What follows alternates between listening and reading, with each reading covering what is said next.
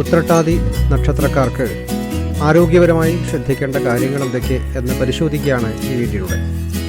എല്ലാവർക്കും ആശ്രമമലയാളം യൂട്യൂബ് ചാനലിലേക്ക് സ്വാഗതം. വീഡിയോയുടെ വിശദാംശങ്ങളിലേക്ക് നമുക്കൊന്ന് കടക്കാം. ഉത്രട്ടാതി നക്ഷത്രത്തിൽ ജനിച്ചവർക്ക് 1-ാമത്തെ വയസ്സിലും 3-ാമത്തെ വയസ്സിലും ശ്വാസ തടസ്സങ്ങൾ ഉണ്ടാവാനുള്ള സാധ്യതകൾ ഏറെയാണ്. തക്കതായിട്ട് ചികിത്സാ കാര്യങ്ങൾ ഫലപ്രദമാക്കുകയും ദോഷപരിഹാരങ്ങളും ഭാരാരിഷ്ടതകൾ തീരാനുള്ള വഴിപാടുകളും ചെയ്യേണ്ടത് ആവശ്യമാണ്. 7-ാമത്തെ വയസ്സിൽ ചിക്കൻ പോക്സ് മുതലായ ഉഷ്ണരോഗങ്ങളും മൂത്രാശയ രോഗങ്ങൾക്കും സാധ്യതകൾ സൂചിപ്പിക്കുന്നുണ്ട്. ആ സമയങ്ങളിൽ കൂടുതൽ ശ്രദ്ധ പതിപ്പിക്കേണ്ടത് ആവശ്യമാണ്.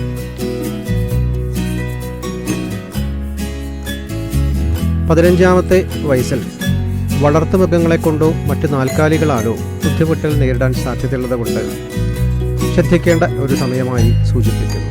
ദോഷപരിഹാരങ്ങളും ചെയ്യേണ്ടതുണ്ട്.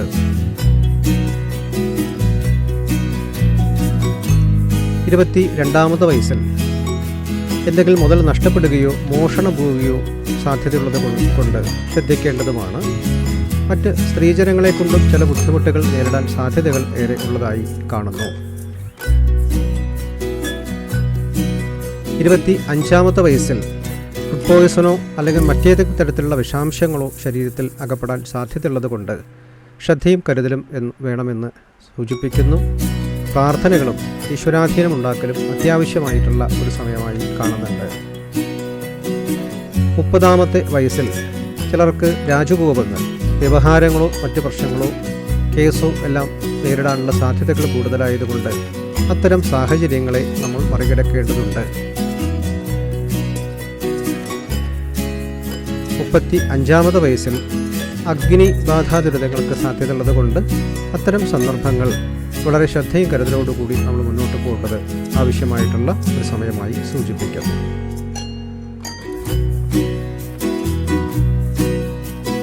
60-ാമത്തെ വയസ്സിൽ വയറുവേദനയാൽ അരിഷ്ടതകൾ ഉണ്ടാവാം.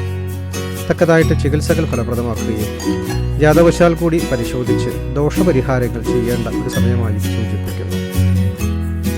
ദൈവാധീനങ്ങളും ഉണ്ടാക്കേണ്ട ഒരു സമയമാണ്. ഈ സന്ധികളെല്ലാം മാറിക്കിട്ടുന്ന പക്ഷം 85-ാമത്തെ വയസ്സിൽ കർക്കിടക മാസത്തിലെ ശനിയാഴ്ചയും കറുത്തപക്ഷവും കൂടിയ ദിവസം ചോതി നക്ഷത്രമുദിച്ച് അസ്തമയത്തിന് ശേഷം ചില ആപത്തുകൾ സംഭവിക്കാമെന്ന് ജ്യോതിശാസ്ത്ര ഗ്രന്ഥങ്ങളിൽ സൂചിപ്പിക്കുന്നു. ഇത്തരം അറിവുകളെല്ലാം എല്ലാവർക്കും ഉപകാരപ്രദമാകുമെന്ന് വിചാരിക്കട്ടെ. ഇഷ്ടപ്പെട്ടാൽ ലൈക്ക് ചെയ്യാനും സബ്സ്ക്രൈബ് ചെയ്യാനും ബന്ധുമിത്രാദികൾക്ക് ഷെയർ ചെയ്യാനും മറക്കരുത്. അടുത്ത ഒരു നല്ല വീഡിയോ ആയിട്ട് കാണുമ്പോഴേക്കും എല്ലാവർക്കും എൻ്റെ നമസ്കാരം.